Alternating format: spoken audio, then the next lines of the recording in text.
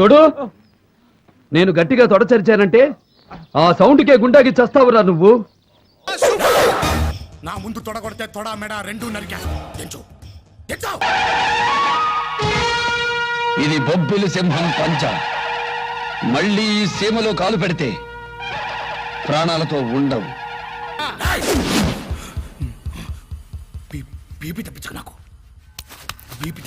పెద్దోడు అని గౌరవిస్తాను నేను అక్కడి నుంచి. ఓపిక తక్కువ నాకు, ఓపిక తక్కువ. ఇక్కడ వృద్ధుడి రక్తం ఉప్పొంగుతుంది, పసిబిడ్డకు మీసం మొలుస్తుంది, పచ్చి బాలింతో పిడిపాకు దూస్తుంది. సార్ నన్ను కన్విన్స్ చేయొద్దు. నాన్న చెప్పండి, లేకపోతే వాడిన నాకు అప్పగించండి. உங்களை கிழக்க மாட்டே கலெக்டர். அநியாயம் செஞ்சவனை கெளிச்சிடுவே. அவர் ஏர் உழுதாரா, நாட்டு நட்டாரா, களை பிடுங்கினாரா, தண்ணீர் பாய்ச்சினாரா, எங்களுக்குள்ள பெங்களுக்கு மஞ்சள் அரைத்தாரா, ஏழை மக்களுக்கு சோறு போட்டாரா, என்ன பண்ணாரு சொல்லு.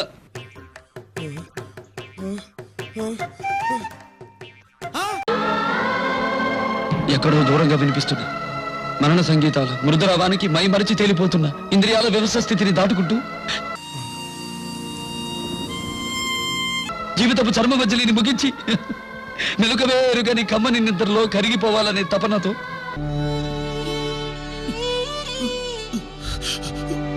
జీవన మరణాల మూలమెరిగిన బౌద్ధిక పరాకాశంలో లోలయించిన ఒక్క క్షణం ఏమీ అర్థం కాలేదు. కానీ ఒకటి చాలా ముదిరిపోయింది.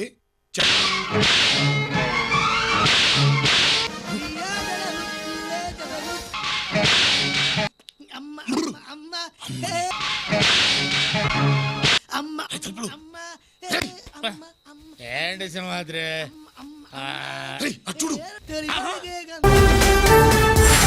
అసలేంటే మీ ఆడాళ్ళ గొప్పతనం?